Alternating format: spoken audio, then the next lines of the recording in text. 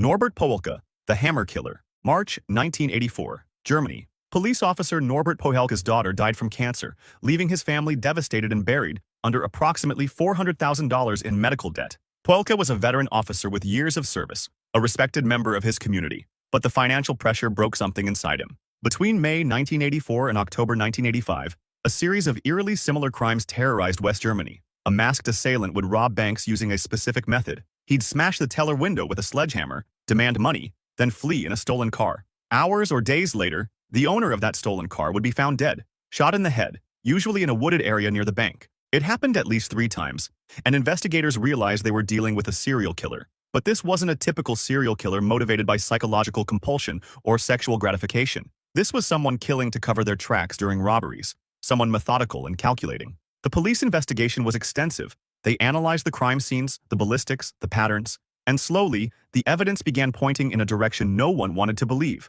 toward one of their own. Norbert Poelke fit the profile. He had access to weapons. He knew how investigations worked. He understood forensics and crime scene analysis. And he desperately needed money. When investigators dug deeper, they found connections between Poelke and the crimes. Before police could arrest him, Poelke made his final choice. He committed suicide, leaving behind a note that many interpreted as a confession, though he never explicitly admitted to the murders. His death ended the investigation and closed the cases, but it left many questions unanswered. Investigators believe Poelke was responsible for at least 3 murders connected to his bank robberies, possibly more. His family's financial desperation had driven him to robbery, and his need to avoid capture had turned him into a killer. What's particularly tragic about Poelke's case is how it started. He wasn't a sadistic psychopath or a power-hungry predator. He was a father trying to pay for his daughter's medical treatment, a man crushed by debt in a system that failed his family. But that doesn't excuse what he became. He murdered innocent people, stealing their cars and their lives just to cover up his robberies.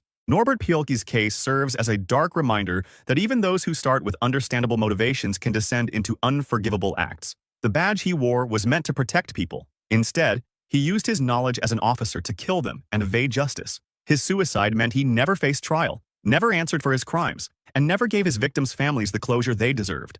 Joseph DeAngelo, the Golden State Killer. April 24, 2018. A quiet suburban neighborhood in Sacramento, California. Police surrounded a modest home and arrested a 72-year-old former mechanic named Joseph DeAngelo. His neighbors described him as a grumpy old man who yelled at people to stay off his lawn. They had absolutely no idea they'd been living next to one of California's most prolific serial killers for decades. Between 1974 and 1986, DeAngelo terrorized California under multiple names: the Visalia Ransacker, the East Area Rapist, the Original Night Stalker, and eventually, the Golden State Killer. He committed at least 13 murders, over 50